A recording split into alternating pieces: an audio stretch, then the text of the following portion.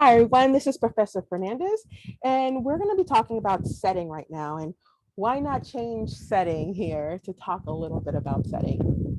So, when we're talking about setting and we're talking about short stories, there is the big definition and the small definition. And the big definition is something you probably have already dealt with in one way, shape, or form in past English classes. You probably have heard about setting is the time and place where stories take place, but it goes beyond that. And hopefully, in this short lecture, I get to talk to you a little bit about that. So I'm going to go ahead and do a screen share. I'm going to write notes as I talk to you. You're more than welcome to write these down, or you're more than welcome to see this video again. Okay, let's go ahead and do a screen share here. And I'm going to screen share actually from my iPad. So that way you can see what I see. Okay, so let's talk about setting and the big idea of what that is, right? Setting, of course, time and place where the story takes place, right? So if you're looking at something like Carriage and Bergeron, the setting is given to you, or at least the big setting is given to you. It's told in a certain year after a certain thing has happened, right? So you know that the story happened in the future. If you are looking at something like The Wizard of Oz, if you've ever seen The Wizard of Oz, you know that the setting takes place first in Kansas and then in the land of Oz, right? And the adventure goes through there. So try this with your big major movies. So if you've seen something like a big movie, Mission Impossible, right? The big setting is always the world or Prague or whatever, right? And so you have the time and the place where setting happens. You also have something here called the rules, right? The rules of the world. And so the rules of the world is essentially how the world functions. And this is really under setting. Some people put it under plot, but it's not really plot, right? So understanding why the world is like that.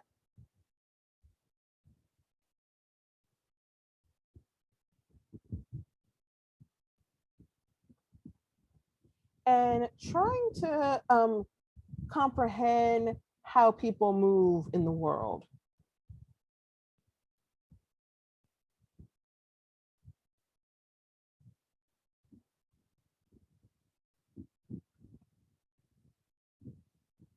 So this is all part of setting. And when you're reading something, say like Popular Mechanics, which you may be asked to read this week, you have certain rules that are happening, and sometimes these rules, sometimes you understand them.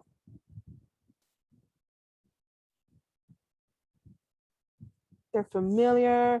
They're similar to our world. Sometimes they're not. Just like Harrison Bergeron, we don't really understand. We just understand it enough to know that there's a problem. And so you as a reader, you're not, your goal is not to try to understand the rules, but how the rules function in the way the characters move around in the story, because they make decisions based on these rules in this setting, right? So those are three things you want to look at. You want to look at the time. Time could be anywhere from a year to the time of day to several years after an event. The place, and you've usually been taught the big idea of place. This happened in LA. This happened in the living room. This happened in this city, in that castle, right? It's very a big broad idea of place is what you probably have gotten so far. And so that is just some of the basics of setting, some of the big things you may want to think about as you're going into setting. You also have something that is kind of a micro look at setting, right? So this right here is like macro. It's big. Like this is the big look, the sky, the eagle eye in the sky looking down at traffic, right?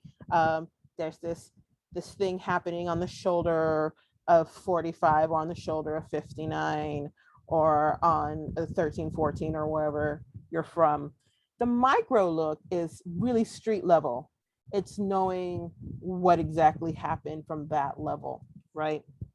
And so we have the idea of the micro look at the setting. And the micro look of the setting really drills down to what's going on and looks at the setting almost as if it was a character in the story. So really it deals a lot with place. When we're looking at setting, say something like Harrison Bergeron, we know that it happens in the future, but the place where it happens at George and Hazel's living room and on the TV set, which is broadcasting what's happening on stage at a concert, right?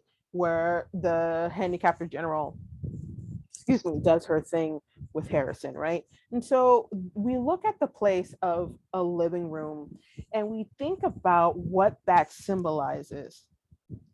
And so we talk about symbolism here. And what symbolism is a thing that symbolizes or is a stand-in for an idea or another thing, right? So if we're looking at something like popular mechanics, we're looking at kind of the trajectory of that setting. They move from room to room to room to room. It starts out in the bedroom and it ends up eventually in the kitchen. And so each of those places has a significance, right? The bedroom has a significance. The living room and the hallway to the living room has a significance. The kitchen has a significance. And so understanding the setting here and how it goes from one place to another and the action that happens here helps you understand a little bit about what symbols are happening here in this place. Of course, symbolism doesn't necessarily have to be place.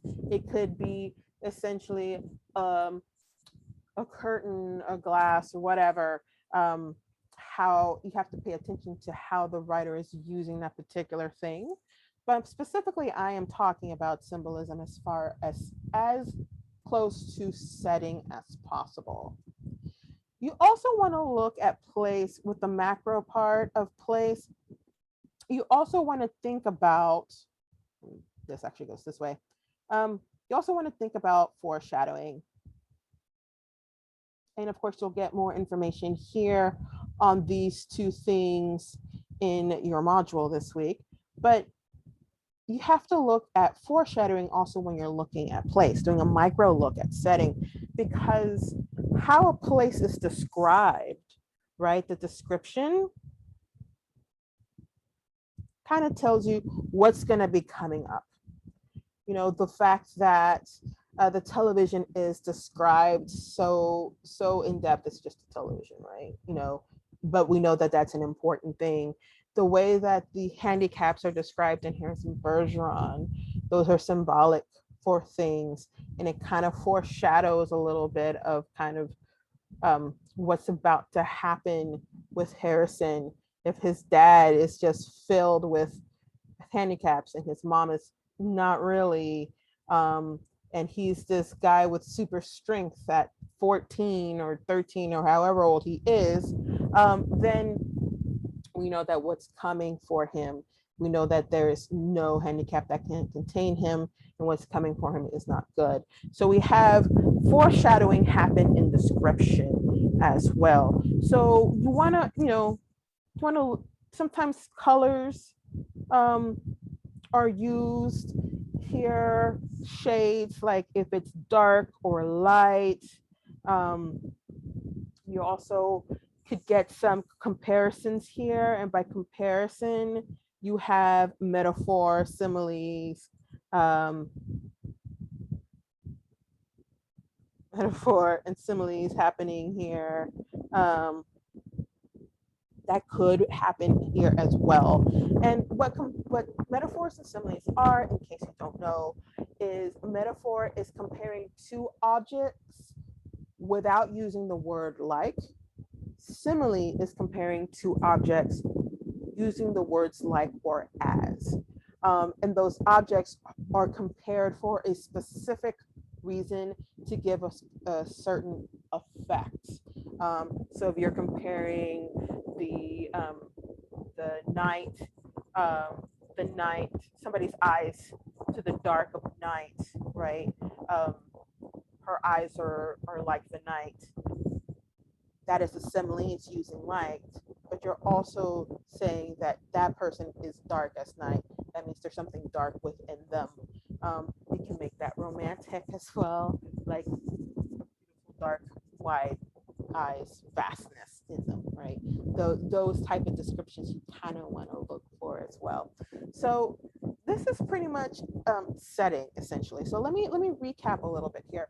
So setting is as you have known it before this lesson, is the study of what happens in a story or how the story is set in time and place. And that's pretty much the big macro idea. We also have here, I've added to that, the rules of the world, how the setting is working. What are the rules? How are things maneuvered?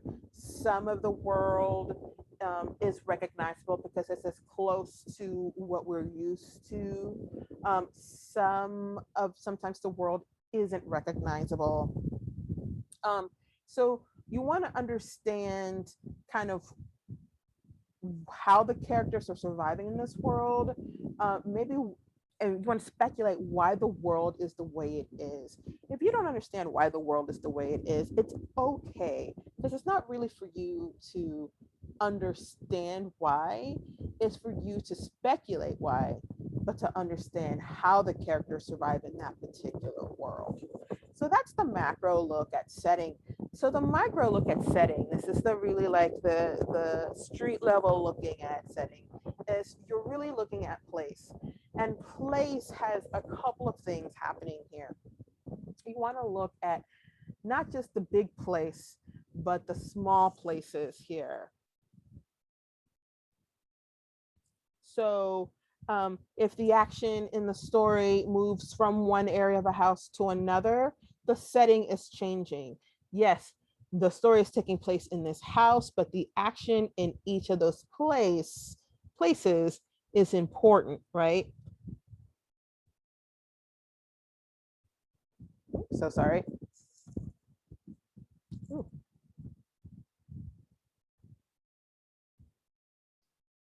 The action is important, right? So because the action is happening from maybe one room to another, one place to another, one level of the hotel to the other, whatever is happening here, inside the house, outside the house, at the doorway, wherever it is, the place can be symbolic, meaning it can symbolize an idea or a thought. And so that means that symbolism can be used here with setting. It's not always like that, but when you're looking at stories, particularly popular mechanics, each of those places can symbolize something going on in the argument or going on with the couple. It also kind of adds to the tension of the story. We'll talk about tension here in a second. Then you have foreshadowing, and foreshadowing can also happen as places being described. You want to look at like colors and shades So is it a dark gray, a light gray? Is it a fiery red, or is it a subdued red? You want to look at that because that can also help you understand the foreshadowing that's coming. If you don't understand foreshadowing, foreshadowing is kind of like um, a hint that the writer is giving that's saying, hey, this thing's about to happen. They're just dropping a clue there. And one of the ways that they drop this clue is by descriptions. You also can look at comparisons happening to see how foreshadowing is developing, to really good comparisons that's most usually used. Metaphors and similes are used a lot. Just because a metaphor and a simile is used doesn't necessarily mean there's foreshadowing there. They may just be describing, or the writer just may be describing something. So you've got to be aware whether it's foreshadowing or not. And how you'll know is as you read the story and you go back to look at kind of the clues that are dropped, because you really won't see all the clues that the writer drops until you get to the end. You'll see some of them. You'll get a sense that something's coming, but the more nuanced, the more subtle clues or the more subtle foreshadowing, you won't be able to see until you're finished with the story and you go back and do another read, and you'll see them. And so make sure that when you're looking at metaphors and similes, you're deciding whether this is as part of a comparison they're using to help aid in foreshadowing, or they're just describing something using a simile or a metaphor. All right. So I just want to make sure that you guys know that so that I don't see that in your papers. All right. So that is pretty much it. I hope you guys understand this a little bit better. Let me know if you have any questions, and I'll stop sharing here. Let me know if you have any questions. I'm excited to see what you guys do with this knowledge, and I will see you guys later. Bye.